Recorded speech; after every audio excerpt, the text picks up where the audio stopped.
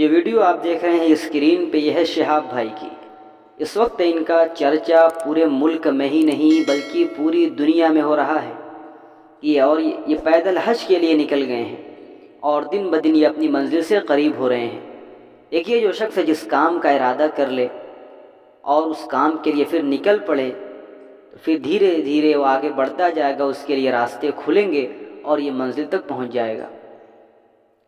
ہمارے یہاں ایک بہت بڑا طبقہ آپ کو ایسا ملے گا کہ وسعت کے باوجود بھی وہ حج نہیں کرتا۔ ان کو خوف ہے کتنے پیسے لگ جائیں گے۔ میں نے اپنے اساتذہ سے سنا ہے کہ جو پیسے حج میں لگتے ہیں اللہ تعالیٰ کی طرف سے وہ دوسری شکل میں مل جاتے ہیں۔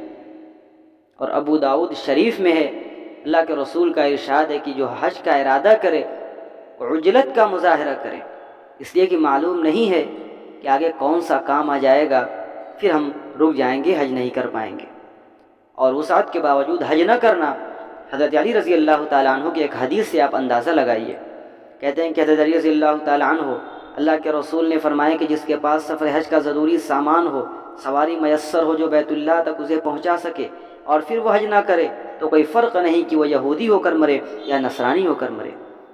یہ اس لیے کہ اللہ کا ارشاد ہے کہ اللہ کے لیے بیت اللہ کا حج فرض ہے ان لوگوں پر جو اس تک جانے کی استطاعت رکھتے ہوں۔ آپ اندازہ لگائیے، اللہ کے رسول صلی اللہ علیہ وسلم نے صحابہ کی ایک بڑی جماعت کے ساتھ حج فرمایا جس کو حجۃ الوداع کہتے ہیں، اور اس حجۃ الوداع میں خاص عرفات کے میدان میں آپ پر یہ آیت کریمہ نازل ہوئی، الیوم اکملت لکم دینکم۔ اس آیت میں تکمیل دین کے ساتھ ساتھ ایک لطیف اشارہ ہے کہ حج اسلام کا تکمیلی رکن ہے۔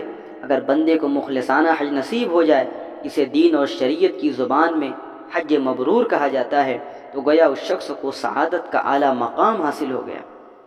لیکن جو شخص حج کرنے کی استطاعت رکھنے کے باوجود حج نہ کرے، اس کے لیے آغاز میں مذکور ارشاد نبوی میں بڑی سخت وعید ہے۔ مولانا محمد منظور نعمانی رحمہ اللہ معارف الحدیث میں تحریر فرماتے ہیں کہ حج فرض ہونے کے باوجود حج نہ کرنے والوں کو مشرکین کے بجائے یہود و نصارہ سے تشبیہ دینے کا راز یہ ہے کہ حج نہ کرنا یہود و نصارہ کی خصوصیت تھی۔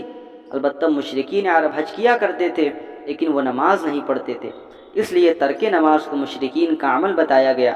ارشاد نبوی میں استطاعت کے باوجود حج نہ کرنے والوں کے لیے فرمایا گیا یہود و نصارہ ہو کر مرنا گویا برابر ہے۔ معاذ اللہ، اللہ ہم سب کی اس سے پوری حفاظت فرمائے۔